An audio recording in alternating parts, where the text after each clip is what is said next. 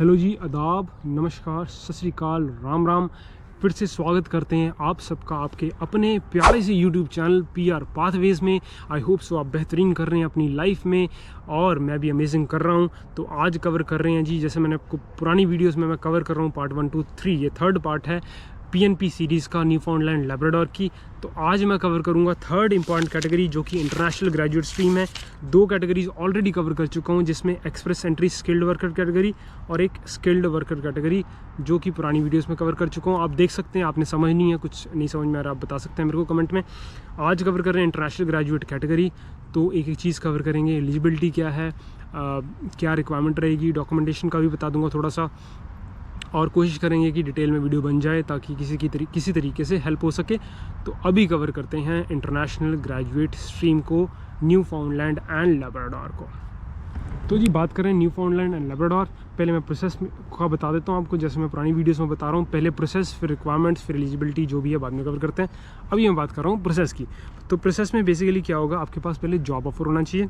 Job offer होना चाहिए 1, 2, 3, 4। 1, 2, 3, 4 क्या है? Tier 1, Tier 2, Tier 3, Tier 4, Tier 0 भी हो सकता है। तो Tier 1, 2, 3, 4 या फिर नॉक कोड जिसे हम बोलते हैं, OABC इसमें वैलिड नहीं होगा।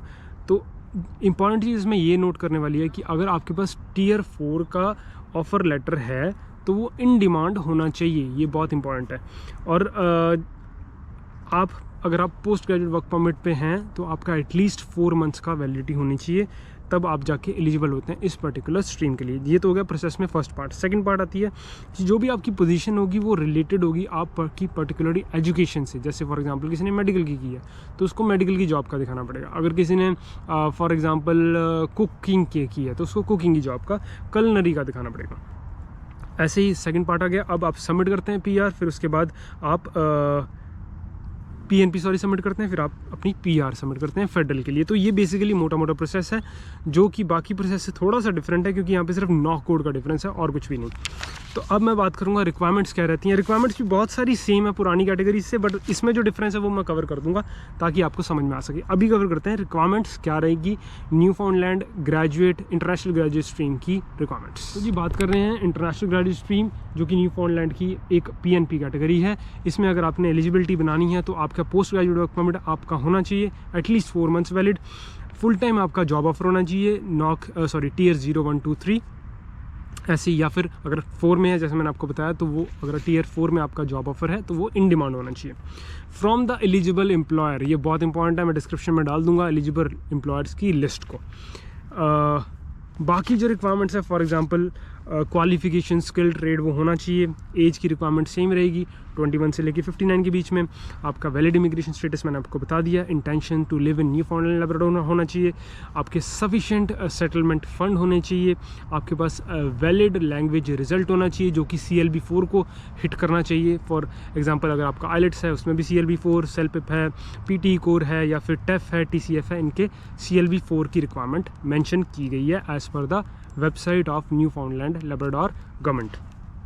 अगर सेम इसमें भी यही है, अगर आपका कोई आप बिजनेस में ओनरशिप आपकी, तो 10% स्टेक होल्डर से आप ज़्यादा नहीं होने चाहिए।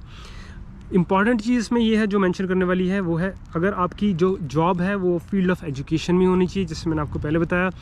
पर इसमें एक एक्सेप्शन है, अगर आपने मेमोरियल यूनिवर्सिटी या फिर आपने नॉर्थ अटलांटिक कॉलेज से आपने पढ़ाई की है तो वहाँ पे पोजीशन नॉट रिलेटेड टू आपकी एजुकेशन भी हो सकती है। डिपेंड करता है कि आपका इमिग्रेशन ऑफिसर उसको एक्सेप्ट करता है कि नहीं। मेंशन किया गया तो एक्सेप्ट तो ज़रूर करेगा।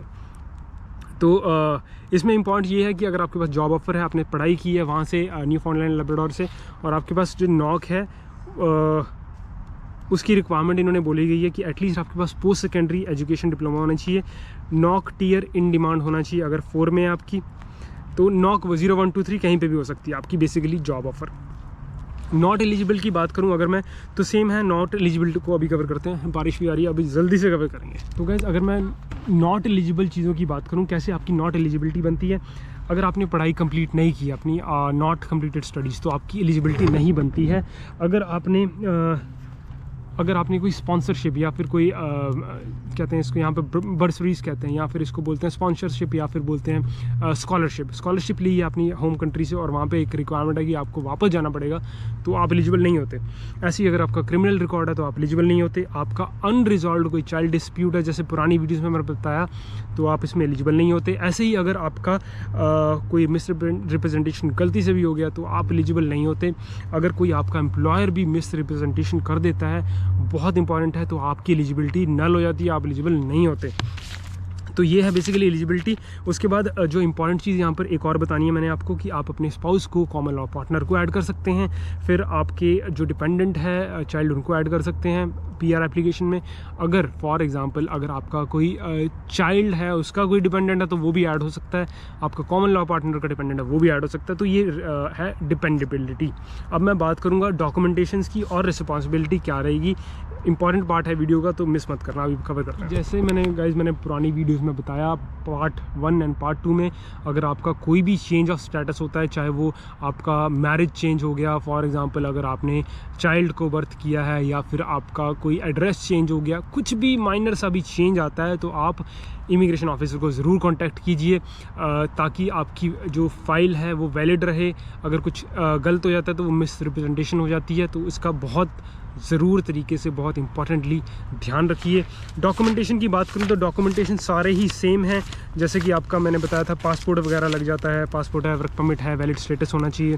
फिर उसके बाद आपके प्रूफ ऑफ कस्टडी वगैरह लग जाता है, या फिर आपका employment, financial, education documentation, language result, ये सारी चीज़ें लगती हैं।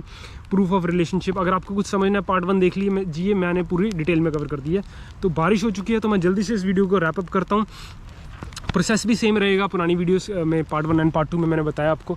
तो ये थी आज की video guys. I hope so आपको कुछ अंडरस्टैंडिंग ज़रूर बनी हो यार। बहुत मेहनत करके ना रिसर्च और एनालिसिस करके लेके आता हूँ वीडियो, टाइम निकाल कर।